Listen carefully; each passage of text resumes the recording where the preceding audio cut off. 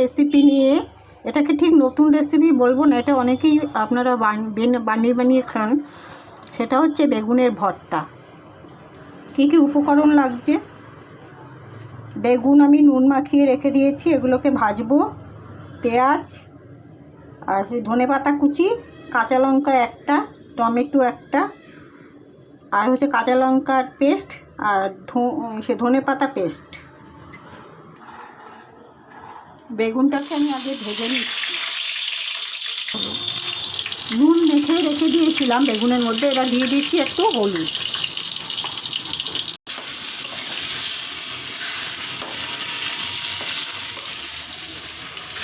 বেগুনগুলো ভাজা প্রায় হয়ে এসছে, এবার আমি এগুলোকে তুলে নিচ্ছি। একটা কথা বলে রাখছি, এই বেগুনগুলো আমার ছাদ বাগানে, আমার ওপরে অনেক গাছ আছে ছাদে। বেগুন, কাঁচা লঙ্কা, টমেটো, আম, এগুলো আমার ছাদ বাগানের বেগুন।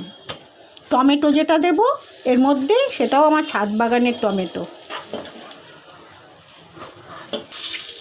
এবার দিয়ে দিচ্ছি পেঁয়াজ,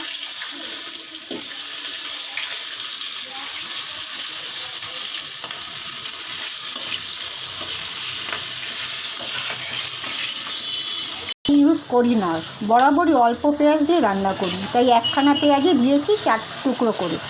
আর আমি দিয়ে দিচ্ছি কাঁচা টমেটো, এটা আমার ছাদ বাগানের টমেটো। একটা কাঁচা লঙ্কা আর কাঁচা লঙ্কার পেস্ট।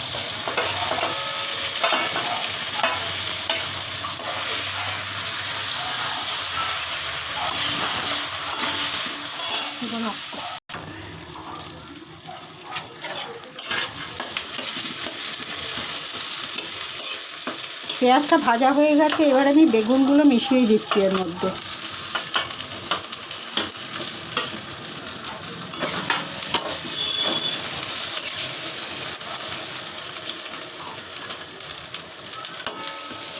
এবার দিয়ে দিলাম ধনেপাতা পেস্ট।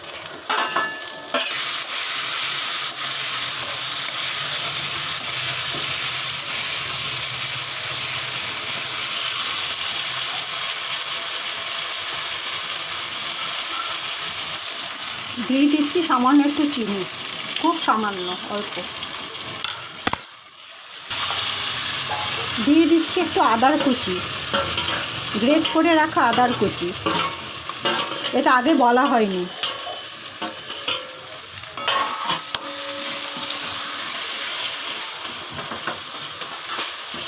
এবার দিয়ে দিচ্ছি ধনেপাতা কুচি। আমার রান্নাটা অলমোস্ট শেষ হয়ে গেছে, আপনারা এরকমভাবে একবার খেয়ে দেখবেন, খুব ভালো লাগবে। নিশ্চয়ই আপনারা করেন, এটা খুব মানে এমন করে বিখ্যাত রান্না নয়। আমি আমার ভিডিওটা এখানেই শেষ করছি। নমস্কার, সবাই ভালো থাকবেন।